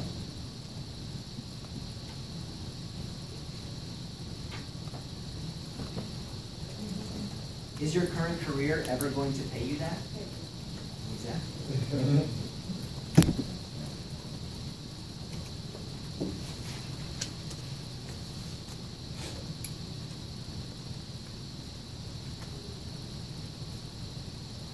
I'm just realizing how easy it is in Primerica to make 200 grand. I'm scared to even say this, but you don't even need a team. You know, but I'm thinking like when I add my team goals on top of this and keep this production up, I really do believe this time next year there'll be several months where I make 50 grand a month. Several months this year. But you gotta, you know, you gotta be always, you know, right now my new thing. I just have to. So is your current career, huh? What's your new thing? I wanted this Aston Martin. It's a four-door Aston Martin. Okay, it's called the Repeat. This is a V12. A V12 four-door Aston Martin. No one has it. Like you see the other ones around. This one you just don't see. I mean, it's 212 grand. You know, if I get a used one, which I don't mind that. If I get a couple years old, no one will know, right? It is what it is. It looks like an Aston. Right? Like an Aston. Yeah, 120. They depreciate fast. 120, 130,000. You know, you think about these things, man. I look at Shaq. I'm like, damn, that is kind of nice to have your own, basically on a resort, get everything in your home. He's gonna build all this stuff into it. I'm trying to convince him to have a basketball court. Literally, like, because he's on a 1.3 acre lot. Like you got a basketball court, you have a pool with a waterfall, it's heated, and you have a hot tub. Hot tub. He's building a theater, he's gonna have ping pong, he's gonna have poker tables, he's going to have, you know, does a steam room. I mean everything's gonna happen there. And he already likes being home too much.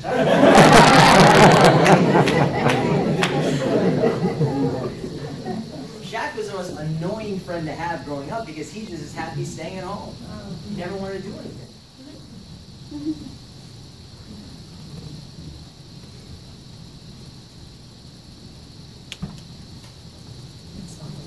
Progression, right? Wouldn't it make sense to at least explore other opportunities? I mean, you're just admitting that you're never going to accomplish your ideal lifestyle. Wouldn't it make sense to at least not quit your job, not leave your benefits, not commit your life, just explore something else?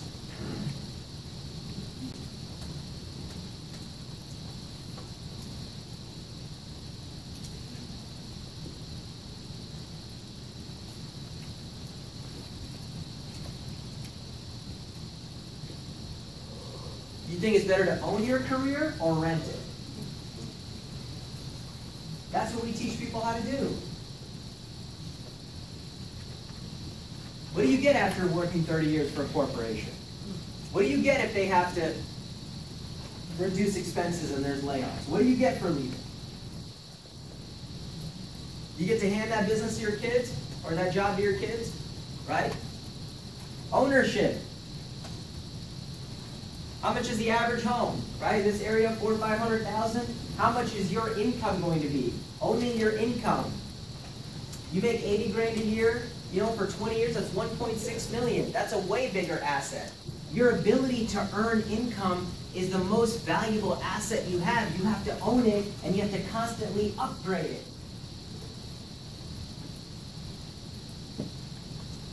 At a job, we are renting ourselves out. You know, and when I say this stuff, man, just because we do have new people in here, I'm not, you know, if you're a public service or you're in some type of, we need that, man. The world needs that. We appreciate that. I'm talking about people who work senseless jobs that they hate, being around people that they don't like. You know, I got the person I talk to most as an employee, he's basically like a relative, right? He actually watches all these videos now at work. And he's telling me that, he goes, Omar, right?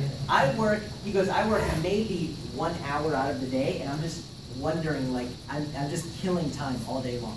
And he goes, we have a review where they check the work I've done. He makes 105, okay? For doing absolutely nothing. But he's like, it's just crazy because I don't know how to fill the time up. And he goes, we're in a big office, not a cubicle, we're in a big office, but there's 3 desks in there and everyone's just kind of sitting there. He goes, I started watching all your training videos. He'll be watching this, right? He watches the training videos, and he goes on like fashion websites, always sending me links of new clothes that are coming out. He just, you know, so yeah, there's 2 ways to think about it. You're getting paid, you know, 105 grand for literally doing nothing. But then now it just drives me crazy, you know, to sit there for 7, 8 hours, you know, just waiting for lunch and then waiting to get off. Like, it just seems like a waste.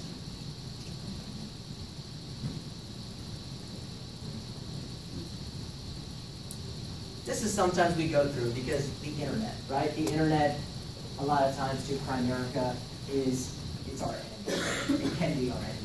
All right, so let's talk about this. Let's put things in perspective. So, you know, I told this story a little while ago that for the cleaning company that I'm a part of, we hired an office manager, okay? And this is a long time, it was many years ago. I'm actually not even part of my company. And so the cleaning company does, just relating it to a different business. It cleans 60 homes a day. Okay? Now, if it does that, let's say 5 days a week, that's 300 a week. And then times 4, that's 1,200 chances for somebody to complain. Okay? Now, when I came in, you know, we got rid of the whole staff, we hired new people, and so we were trying to find a good office manager. And so the office manager that we hired, I'll never forget this conversation, she was just like, I just have to tell you, Samir, because you're coming here to change everything, and we're getting so many complaints, and people are saying this, and people are saying that. I was like, okay, calm down. What's happening? And she's like, they're coming late, they're doing this, they're doing that. I said, how many calls did you get? And this is what I said. I said, let me ask you something. If I said, hey man, this percent of our customers are happy, what would you say? It's a legitimate question, right? Out of any company, what percentage could you give that your customers are happy and you'd be like, wow, that's pretty good? What percent is that? 90, right? 90. So that means 10% are pissed off. They might write a bad review, they might complain, they might call in, they might ask for a refund, they might ask for reservice, all this stuff. Do you know that 10% of 1,200 is 120 pissed off people a month? Okay? And that's excellent. Now, if we divide that by 4 weeks, that's 30 people a week, and then you're working 5 days, that's 6 people a day calling and being pissed off. So I was trying to teach her that this is just something you have to deal with. Primerica recruits 20,000 people a month. Now you also have to understand people's behavior. If I go to a nice restaurant, I'm like, all right, cool, this is a nice restaurant.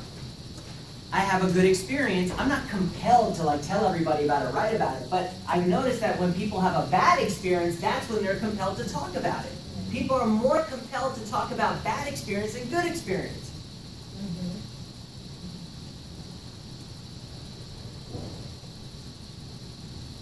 Who in here writes reviews? I want to see these people. I've never written a review of something. Right? What do you say? I wrote one today with Jimmy's about that. I guess people do this. I've never been like, the asparagus sucks. I've never been that way. But hey, you know what? I read them. I read them all day long, so I can't hate on it. I've just never done it. It's never dawned on me to do it, but people do this. They want to express themselves. Right? Internet gives a lot of people a voice that shouldn't have a voice. Is that true? Is that true? Right? Now you're over here listening to someone, this is, you could be reading a review of a child molester. You have no idea who you're reading. Like, oh man, this person said this. You don't freaking know who that person is. Nobody's always bigger when it's anonymous. We can't, the information we're getting, we have no idea what the source of it is. I rate reviews for friends, to. It's not bad to do reviews, I just wanted to know. Right, and then the other end is some people write negative reviews and make that up. Yeah. Because they don't, That's true. they. Let me tell you how BS reviews are, okay, to some extent. So there's a company, because I've been involved in ownership of many companies. These people are smart. They come to your office and they say, hey, you guys own this movie company? Yeah. All right, so we have an offer for you. I have a team of people that have been writing Yelp reviews for the last 7 years, so they've reached elite status, which means that when they write a review, it automatically gets posted, and in the algorithm, it affects your rating right away. So we are willing for this much money to give you a 5-star review. Okay? To the same, effect, company, it's all yes. Right? Better Business Bureau, you pay for that. That's a paid business thing where you pay for the review. That one on there that everyone goes on where they talk about Primerica, what's it called? Consumer Affairs? Right? It sounds like some government website. It's a BS website. I called the company on it, the executives. They came back to me and they were like, yeah, they just want money and they'll take it down. Right? So, internet, when you look at the sheer, why are there so many complaints about Primerica? First of all, complainers complain more than people that are happy to write about their experience. That's number one. But also, the sheer volume that we run, guys, is just, it's crazy. Life insurance companies, they don't sell as many whole life policies as we sell term. Financial advisors get 1 client a month, 2 clients a month. They're not like us where they're getting, we're opening up packs for fun. That's monthly investment account. So the sheer volume that we do, even if you take 1%, 2%, 3% of millions over time, yes, it's going to look like that. So just so you even know why that happens. It's not, they don't understand it. No. It's just the sheer volume. For every one that you read, there's literally thousands that were very happy to say, hey, Primerica makes sense. When you go on the reviews, I refuse to read them, and I would never read them because I think it's very negative. But if someone shows me, or if I'm forced to, you can see people go on there and make defenders. But do you find that other people's opinions are generally accurate?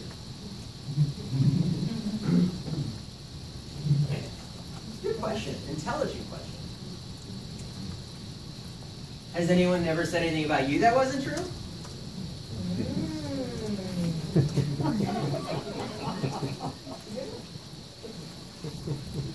And I'm not this smart. This is from that guy's here. Brendan Neal.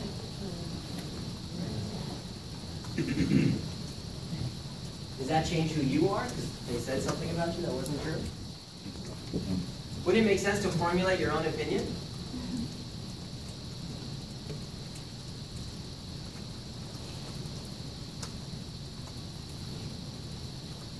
Let's say I was telling you the truth, and all these things I'm telling you are true. Do you agree that could be a life changer for you?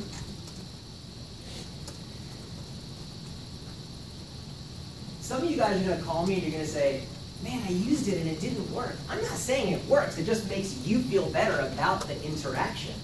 Because you start to realize, oh, this person just isn't about anything. It's not really because of what they read or Primerica or anything about that. They're just masking their own fears and lack of goals.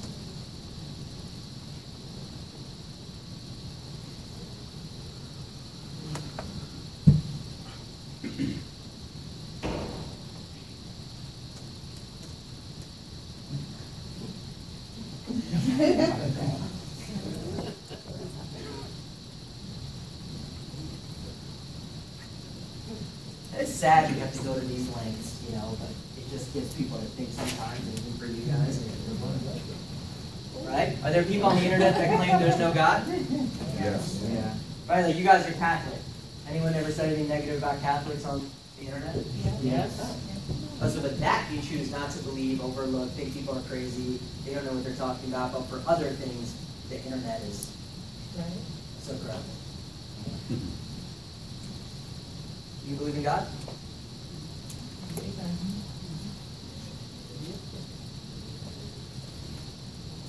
Are there people that say there's no God?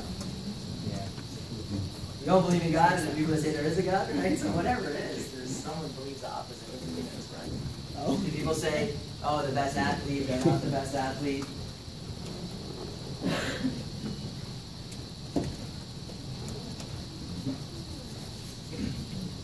But what is it, right? We are absolutely consumed with what other people think, getting along with everybody, right? Fitting in with everybody, being a follower.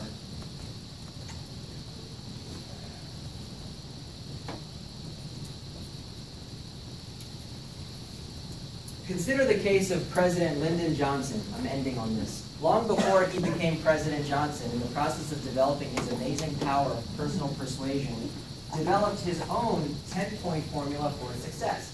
His rules, which even a casual observer of the president can see, are practiced in everything he does, are quoted directly. Did you know anything about Lyndon Johnson, Richard? No. They say he was like an amazing people person. He was. This chapter is think right toward people. You have to have a good attitude towards it. I'll just read this. Learn to remember names. Inefficiency at this point may indicate that your interest is not sufficiently outgoing. I gotta get better at that.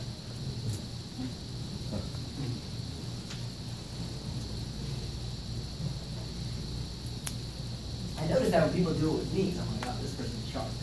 They've said my name like 3 times. They want me to know they know my name. People in my building, a lot of successful people live in my building, and they make it a point. Hey, Samir, how are you? And I'm like, well, okay, you go. Very good. I have a foreign name. Your name is probably like John. I don't know.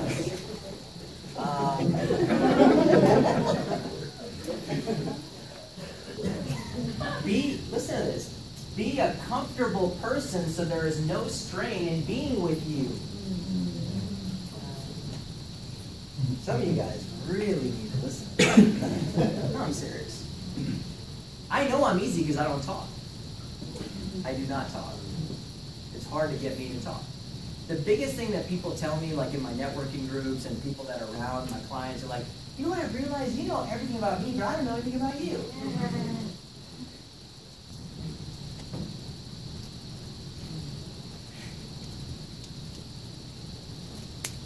Be a comfortable person so there's no strain in being with you. Number 3, acquire the quality of relaxed easygoing so that things do not ruffle you.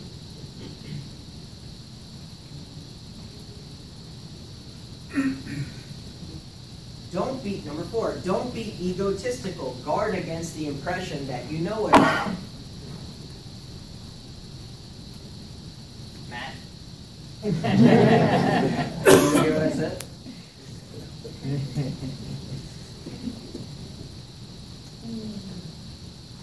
Don't be egotistical. Guard against the impression that you know it all. These are people skill things. Cultivate the quality of being interesting so people will get something of value from their association with you. Right? So it's not, listen to how he says it. These are direct quotes from the ex-president, right? Cultivate the quality of being interesting. In what other senses can we use the word cultivate?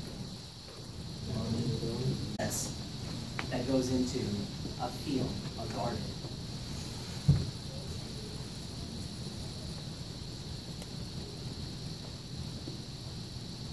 Study to get the scratchy elements out of your personality, even those of which you may be unconscious.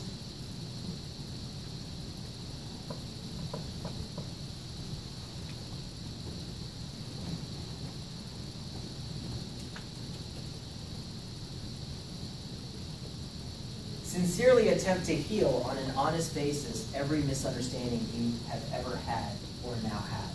Drain off your grievances.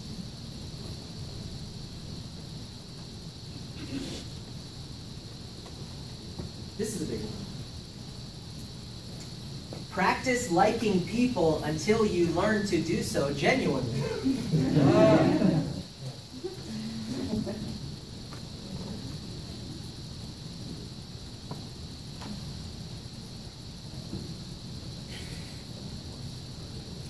I love asking people about their life, about where they come from, about what they do, about all this stuff. I mean, I don't like, negative conversations. I don't like small conversations. I do like learning about people. And he, in a chapter here, he said that in sales and in business, the more you genuinely like the person you're dealing with, the better energy you put out, the more you're going to get. And that's one thing about me in my interviews and in my interactions with people. Because I'm not a talker, I just like to ask questions, but I genuinely like to learn and meet people and hear about people and what they have going on. So that's something you got to practice. Never miss an opportunity to say a word of congratulation upon anyone's achievement or express sympathy in sorrow or disappointment. Shaq was telling me in CrossFit, this one girl is a superstar athlete, qualified for the CrossFit Games 9 years in a row, and now she's pregnant and she's having a baby. And he goes, yeah, man, I walked up to, her and her husband, because they both do CrossFit, and I was like, hey, congratulations on the baby. And he said that they're just lit up. People love, man, acknowledgement.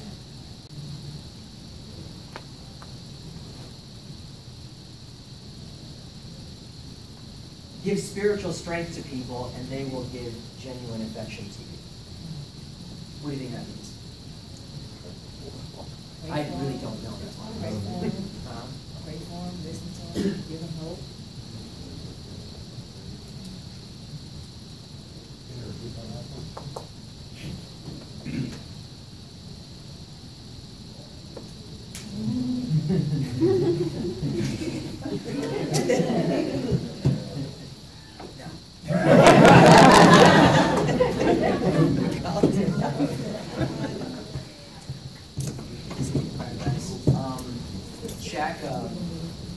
Look, by the time we come, what's the date for, the 6th, next Saturday? Yeah, right? Yeah. So by the time we come in to training next Saturday, you could be the top gun of the new year. That's going to be the first quarter of your month gone when we come next Saturday. How we set appointments, what we do, go through your whole phone, go through a memory jogger. If you don't know what a memory jogger is, ask your trainer. Go through your entire phone, see what you can get and do to set appointments so that you can get your year started off right. The year does not start on Monday or Tuesday for us. It starts right now. We book appointments now 4 or 7 days in advance. This is a very important period right now. Okay? So what he told me to say, apparently he really said all this stuff last time and I missed it on Saturday, but no talking, no distracting people, no hovering around, okay? I don't care if you have to pretend like you're setting appointments. Set appointments. This is the time to get to work. It's a new year. Okay? Team 1, 2, 3.